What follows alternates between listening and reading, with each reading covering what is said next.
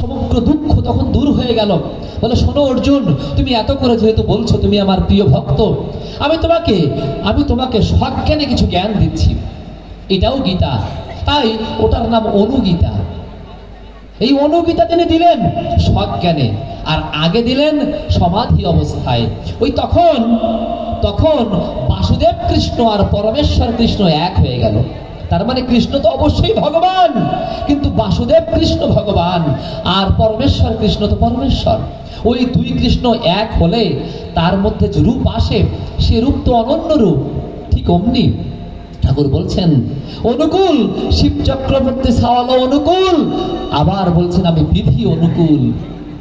মানে শিব চক্রবর্তীর ছাওয়াল যে অনুকূল, সে অনুকূলের কিছু রেস্ট্রিকশন আছে, কিন্তু বিধি অনুকূলের কোনো রেস্ট্রিকশন নেই। বিধি অনুকূল চাইলেও কিছু ঠেকাতে পারেন না।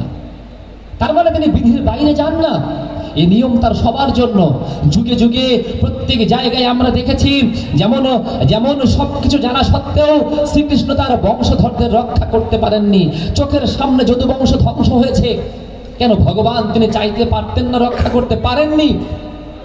আবার ঠাকুরকে দোষারোপ করা হয়, ঠাকুর কেন হিমায়তপুর ছেড়ে পলায়ে দেওঘর চলে গেলেন? ঠাকুর পলায়ে দেওঘর যান নাই, রাজার মতো গেছিলেন দেওঘর।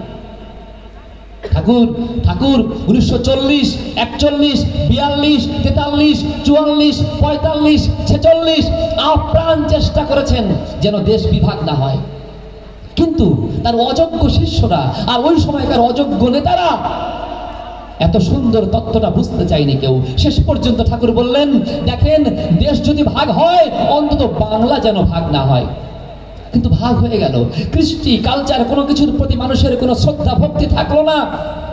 মানুষ ভবিষ্যতের চিন্তা করলো না, আর ভবিষ্যতের কাণ্ডারি যারা, তাদের কথাও চিন্তা করলো না। অথচ চিন্তা করে দেখেনি এই তিনি যিনি 1935 সালে হঠাৎ করে বলে উঠলেন কি, 1935 সালে ঠাকুর হঠাৎ করে বলে উঠলেন কি, সবাই সুন্দর করে চাল জমায় রাখো, ধান জমায় রাখো। বারবার ঠাকুর সবাইকে ধান জমানোর কথা বলছেন। কেন হঠাৎ করে সবাইকে ধান জমানোর কথা বলছেন? টাকা পয়সা সবই করে দাও, ধান জমাও। সবাই ভাবছেন কি ঠাকুর পাগল হয়ে গেছেন, ব্যাপার কি? কেউ বোঝেনি তো তখন। একটা বছর পরে 1937 সালে প্রচন্ড দুর্ভিক্ষ হতে চলেছে, কেউ তখন জানতো না। 1937 সালে দুর্ভিক্ষে কেউ জানে না, তবে চরম সত্য, কলকাতার পথে প্রান্তরে এই সৎসঙ্গীরা, এই ঋত্বিকেরা বাড়িতে গিয়ে চাল দিয়ে এসছে 2 মুঠো চালের জন্য। মানুষের ঘরে লাখ লাখ টাকা সোনা ভুরি রয়েছে, 1 মুঠো খাবার পাচ্ছে না। দেশে এত পরিমাণে দুর্ভিক্ষ, সেই দিন ওই সৎসঙ্গের জমানো চাল বহু লোককে বাঁচিয়েছে। তাই ঠাকুরের কথাকে সেদিন অগ্রাহ্য করেছে কারা? তখনকার নেতারা। তাই কি হয়েছে? ঠাকুর রাজার মতো কিন্তু কাঁদতে গিয়েছেন। ঠাকুর বললেন, এত করে বললাম, এত করে বুঝালাম, ওরা পরিবেশ কিটা বুঝলো না, পরিস্থিতি কিটা বুঝলো না। তাই এখানে আমার আর থাকা চলে না। তিনি ইচ্ছা করে স্থান পরিবর্তন করলেন, ভয়ে নয়। কিন্তু যদি বলি, আমি কাউকে ছোট করছি না, কিন্তু যদি বলি আমার ভগবান শ্রীকৃষ্ণ তিনিও তো এমন লীলা করেছেন। যদি বলি কবে লীলা করেছেন? জন্মের রাতেই। কেমন ভগবান তুমি কংসের কারাগারে থাকতে?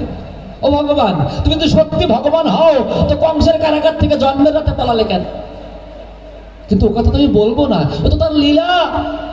তিনিও যেমন লীলা করেছেন, আমার ঠাকুরও অমন লীলা করেছেন। তাই বলে কি ওরকম করে বলা যায়? এই ইউটিউবে ফেসবুকে যারা ছাড়ে এত পরিমাণে মূর্খ, আমি অবাক হয়ে যাই। পারিবারিক শিক্ষা বলে কিছু নাই। কেমন জানেন? ধরেন কথার কথা, এখানে একজন শিক্ষক আসলেন, আমি যদি শুনি উনি একজন শিক্ষক, তাহলে আমি ওনাকে একটু সম্মান করে তো কথা বলবো যে হ্যাঁ অমুক স্যার এই কথাটা বলেছেন। এখন আমি যদি বলি অমুক এই কথাটা বলেছেন, এখন আমি এখানে আসলাম, দেখলাম যে এখানে একটা মঞ্চ আছে, মঞ্চে সুকারুদা পরিচালনা করছেন। এখন আমি এখান থেকে গিয়ে বললাম, ওই যে মঞ্চে সুকারু, তা এই বলার সাথে সাথে বোঝা যাবে যে আমি একটা মূর্খ।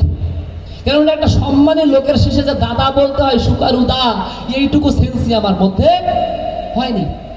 এটুকু তো পারিবারিক শিক্ষা, এর জন্য ধর্মকর্ম লাগে না। ধর্ম অনেক পরের ব্যাপার, এটা পরিবারের শিক্ষা। যে বড়র প্রতি শ্রদ্ধা নদী, ছোটর প্রতি স্নেহ, যেই হারালি অমনি রে তো রইল না আর কেহ। এই যে গুরুজনে ভক্তি করতে হয় আর ছোটদেরকে স্নেহ করতে হয়, এর জন্য ধর্ম কর্ম লাগে না, এটা পরিবারের শিক্ষা। তাই যে সমস্ত ইউটিউব ফেসবুকে আমার ঠাকুরের নামে যারা লেখে, যারা বলে কি অনুকূল চক্রবর্তী, মনে হয় জানি সম্পর্কে শালা